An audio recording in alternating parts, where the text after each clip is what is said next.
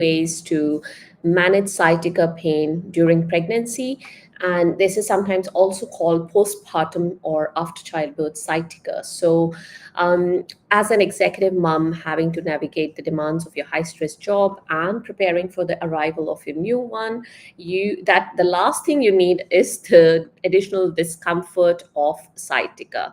So, when I said we are going to talk about sciatica pain during pregnancy, and I also mentioned postpartum sciatica. Sometimes the sciatica pain that you have during your pregnancy can continue into your postpartum period, and sometimes when you don't have the pressure on the sciatic nerve from the uterus that is holding the baby, because obviously after you deliver the baby, the uterus will gradually go back to its normal size. Sometimes you can or cannot have sciatica right after childbirth as well. So, the tips that I'm going to talk about right now will be applicable to most of them, will be applicable to both sciatica during pregnancy and in postpartum period.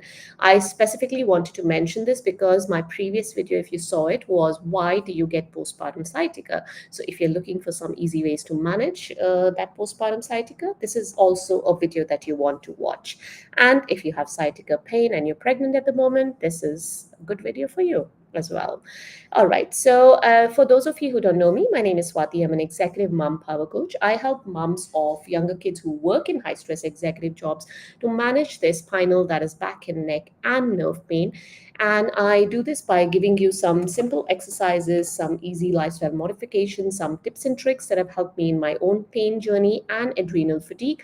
What I mean by that is low energy levels and lack of focus. And these are two symptoms that, even without adrenal fatigue, these are two symptoms that most moms have during pregnancy, obviously, and even after you've had your child, after your childbirth, so even after you've had your baby. So I do all of this without taking away a big chunk of your time because, hey, we are moms, we're busy people. I just give you those simple exercises, some lifestyle modifications, etc. So let's get into the topic for today, which is 3 easy ways to manage your sciatica pain during pregnancy. Now, sciatica, what is it? So it's a very brief introduction for you. If you want more details, you can go to my YouTube channel and have a look there. So sciatica is basically an irritation or compression of your sciatic nerve, which is one of the longest and thickest nerves in your body. So there are more chances of it being irritated or compressed by nearby structures. And during pregnancy, your hormonal changes, I mean, we covered this in the previous video, but if you haven't watched it, there are hormonal changes. So there's secretion of the hormone called relaxin that loosens out or makes your ligament more lax during your pregnancy, because of course you need that for the expanding pelvis, for childbirth, etc. The weight gain, the shift in posture, because you're carrying a heavier weight towards the front, of course. All of this can add stresses to your spine, to your lower back specifically, and it can lead to sciatic nerve compression. It can feel like a burning, aching, tingling, or pain, or it can feel like a discomfort as well. And sometimes it's just pain, and it's usually in your lower back, bottom, back of the thigh, that's your hamstrings, back of the calf, back of the leg, that is your calf muscles. It can even go up to your toes, really.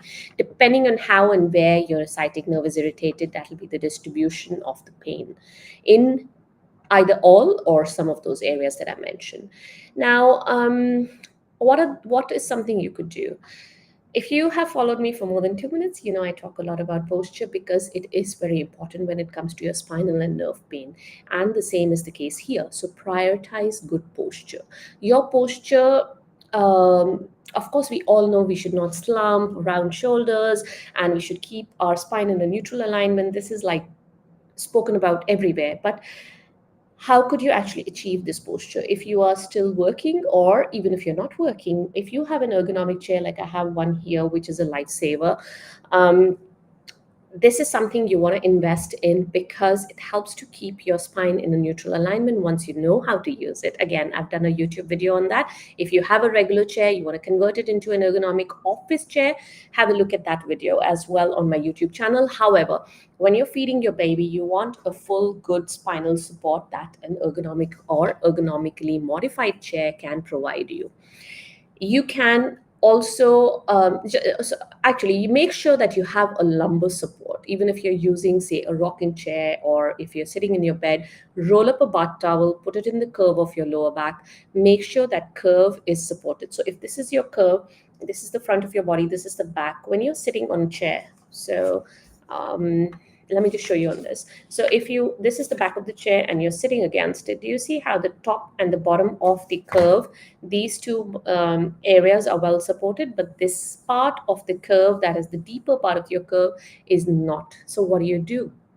You slouch or slump into your chair. So you try and get that support into the deeper part of the curve. How do you avoid that slumping? By rolling up a towel, putting it into the curve of your lower back so that these muscles feel supported. Or you get a lumbar support, or if you already have a chair with lumbar support, that's perfectly fine. If you are looking for an external support, I can give you the details on the ones that I have used. I will leave a link to a blog in the description of this video. If you're watching me on Instagram, the link to the blog will be in my bio. Of course, you can always message me and I'll send it across to you. That blog has the details of the lumbar support that I have used before I bought my ergonomic chair, and that can help you as well. Also, of course, you want to be looking at making sure that your sitting posture is good. You do not want a poor posture at your spine, because again, that will irritate your sciatic nerve. It can lead to sciatica symptoms. Again, that blog that I will leave in the description of this video, that will have a lot of details on your sitting posture. Another thing you can do is, I know you're busy with the baby, but try and do some gentle stretches and exercises. You can do some quick and easy nerve stretches if you suffer from sciatica. Again, I have a free guide on this that I have left the link to it in that blog that I just mentioned. You can do that. It does take you step by step into what nerve is affected, how do you manage, etc. Simple yoga poses like child pose, seated piriformis stretch, these are really good. Cat and cow, um, your pelvic tilts. It'll also help you to maintain your core strength and support your lower back. So, but all of these exercises, of course, if you've had a C-section, get a clearance from your doctor first, or a cesarean. But if you are comfortable, this is for those who have postpartum sciatica. If you're comfortable during your pregnancy to get into these positions, because it depends on where you are at, initial pregnancy or later stages, you can try some of these. So these are just the suggested ones. And of course, you can add to the mix. But remember, listen to your body. The moment you feel it's not an exercise that's good for you, or you're feeling any strain in any part of your body, just stop. All right. Take it down one notch. If it still is stressful, just stop there, right? Because I haven't seen you in person. I cannot give you specific exercises to do, but this is just a general outline that I'm talking about. Hot and cold baths. So, I talk about these a lot. Alternate between hot and cold packs. It can help you with your sciatica pain. However, listen to your body again. What do you respond best to, especially if you've had sciatica in the past? Or if you have postpartum sciatica, you've had sciatica during your pregnancy, what works better for you? Cold packs, hot packs, or try it out. There's no right or wrong when it comes to hot and cold packs. Usually, hot packs will work better for tight muscles and sciatica. Cold packs will help to ease the inflammation, which can also occur in sciatica. If you're not sure, try both. See which one works for you. And just make sure that you put a layer of cloth between your cold pack and your skin, as you would do for a hot pack, because you can get burns from a cold pack as well. All right, so these were the 3 tips that I wanted to cover for you. And as I said, have a look at that blog that I have written on this topic. It has a lot of helpful information on your sleep posture, how to stay active and yet avoid high impact activities, etc.